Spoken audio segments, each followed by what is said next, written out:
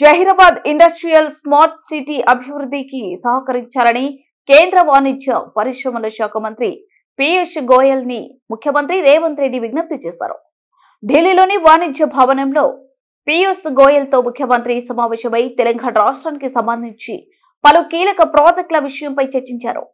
Zaheerabad industrial smart city అభివృద్ధికి జాతీయ పారిశ్రామిక కారిడార్ అభివృద్ధి అమలు కార్యక్రమం కింద ఆమోదించిన 596.61 కోట్లను సత్వరం విడుదల చేయాలని కోరారు.